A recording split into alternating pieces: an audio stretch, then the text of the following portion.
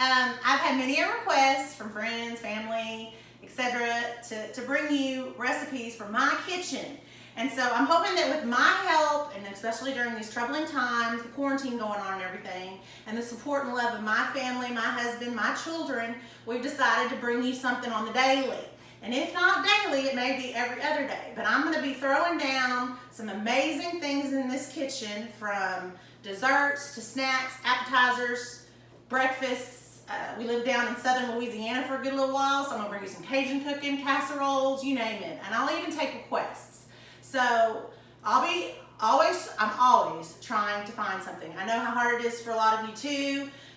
Families, especially mothers, it's troublesome. You know, what am I going to cook tonight? And that's always just the biggest chore. And so basically, I'm going to do my best to help you. I start trying to cook early. The husband wants dinner 5, 6 o'clock at night.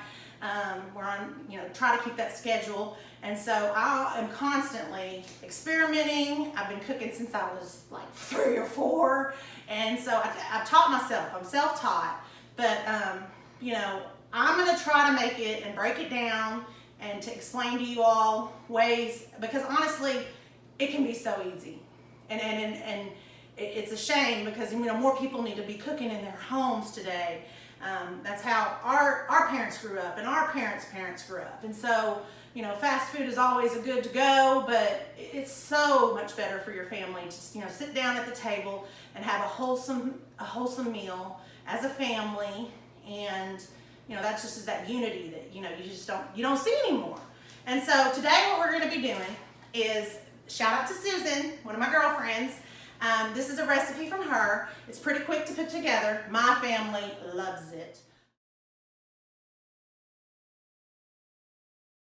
Okay, again, we're going to do the olive bread. Let's get started. All right, so the things you're going to need are about a 6-ounce can of California medium is the style that I like, and I find my family likes a pitted California ripe olive.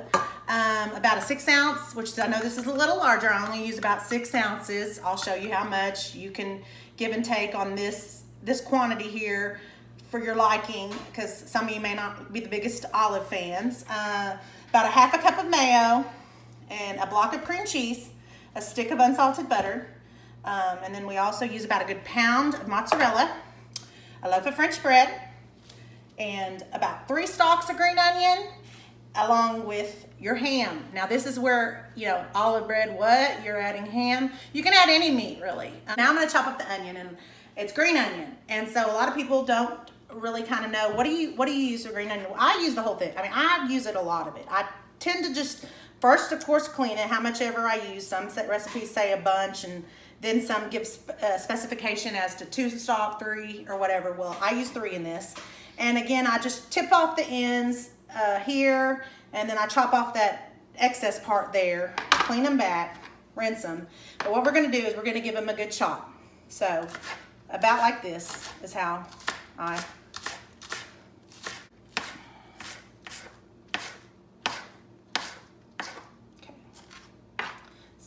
and then I clean up what I got here.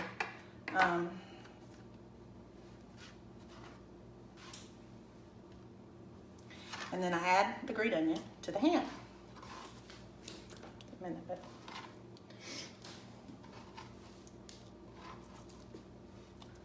okay, so the next what I do is we like to just give these a real quick chop.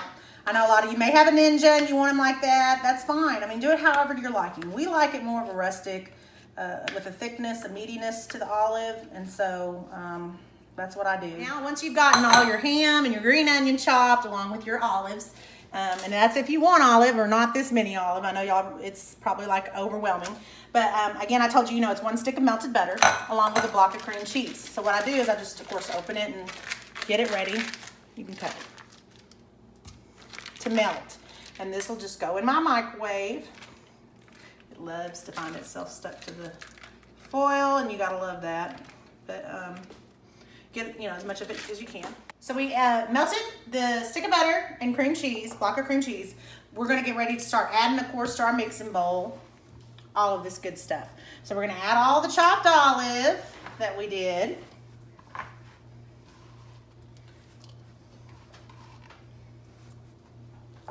the butter, the cream cheese,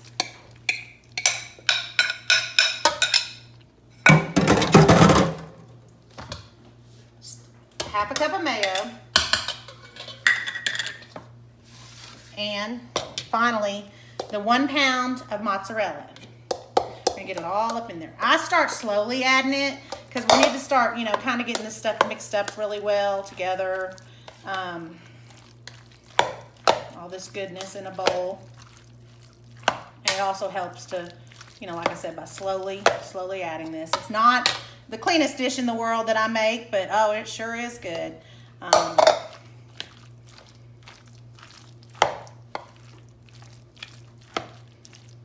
As you can see how I'm doing, I'm kind of like doing my best to kind of mix it together. I mean, and like again, sometimes I even use my hands. It just all depends.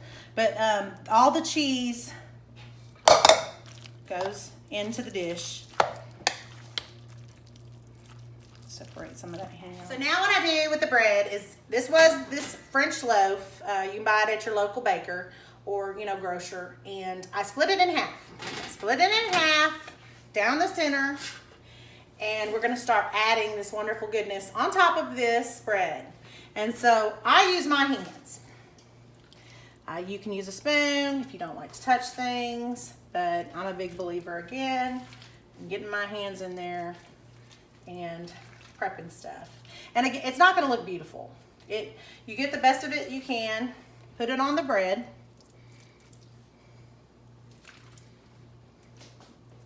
Spread it out. And I try to like kind of push down, but not too much because it'll all melt in the oven. All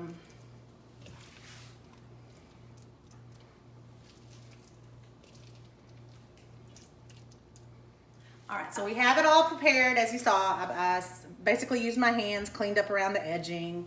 Paper towel does that job. And, you know, to make it presentable. And then stacked it on. Like I said, I don't press down on the bread.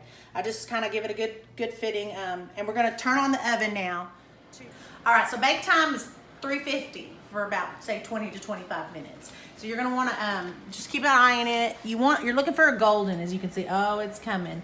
It's all melting. And so what we're gonna do towards the end of baking time, and you can do, depending upon your oven, I like to give it a little bit of a broil to make that cheese just extra bubbly goodness. Everybody, all right, we just pulled it out. As you can see, it's all golden and goodness. And so what we're gonna do is I'll show you how real quick you can chop it like this, and then just, or however you want, and then get ready to serve it up.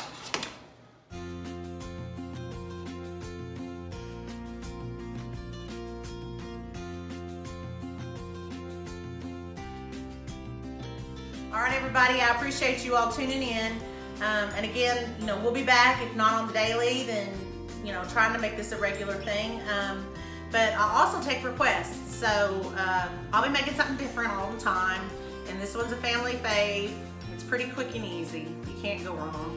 And like, you can substitute, like I stated earlier on, broil towards the end if you would like, and make it your own. And I mean, it's almost like pizza-like. It's so good without the tomato. But appreciate y'all again, and y'all take care and be safe. God bless.